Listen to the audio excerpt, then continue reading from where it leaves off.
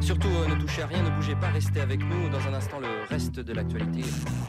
Mais je crois que les téléphones dans les collèges sont interdits à la rentrée, non? Ouais, le ministre de l'Éducation a dit qu'il s'agit de protéger les enfants.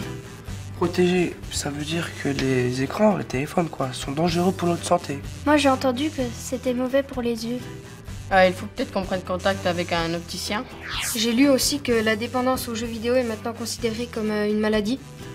Mais qui peut nous parler de la dépendance au téléphone, au réseau puis aux jeux vidéo? Peut-être un médecin? Plutôt un psychologue. Bon bah c'est parti pour le 7e reportage.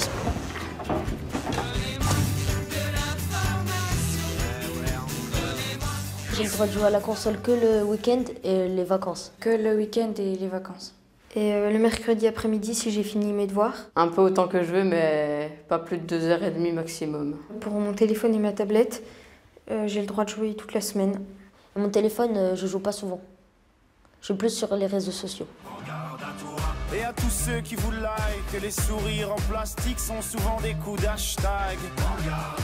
Ah les amis, les potes ou les followers, vous faites erreur, vous avez juste la cote. Clairement, pour ce tournage-là, l'équipe de reporters se sent carrément concernée par le sujet. Première étape, au collège des Clairs-Soleil. Oui, entrez. L'un des premiers de la région à avoir banni l'usage du portable dans l'enceinte de l'établissement, c'était en 2009.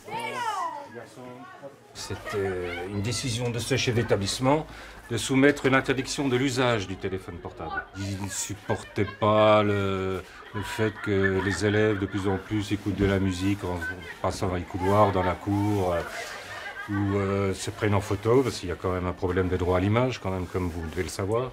Les infractions au règlement sont en réalité très peu nombreuses et le numérique se cantonne ici à la pédagogie. Il s'agit en fait d'apprendre en utilisant les outils de son époque, même si cela augmente encore le temps d'exposition aux écrans, avec les risques qui vont avec. Est-ce que vous avez mesuré, vous, à peu près à quel temps vous passez sur les écrans en moyenne chaque jour?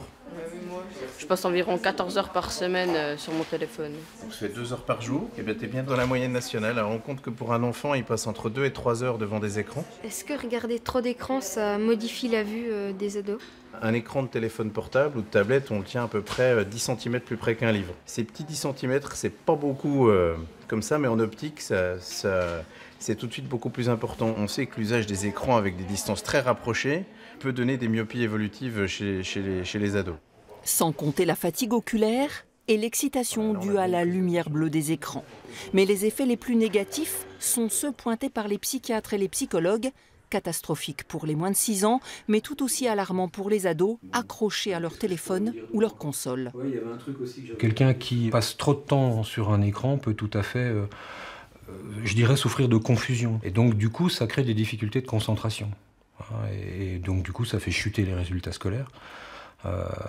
Par exemple, c'est un des effets qui me paraît les plus probants, les plus négatifs et qui font peur aux parents.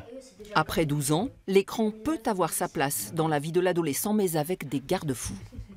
Il faut l'accompagner pour pouvoir choisir sur le net, sur les réseaux sociaux, parce que c'est extrêmement dangereux. Il y a des règles, il ne faut jamais mettre d'images, de soi, parce que toutes ces images-là, après, elles ne nous appartiennent plus du tout.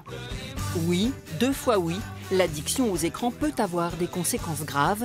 Et cette fois-ci, la recommandation ne vient pas des adultes, mais de nos apprentis reporters eux-mêmes.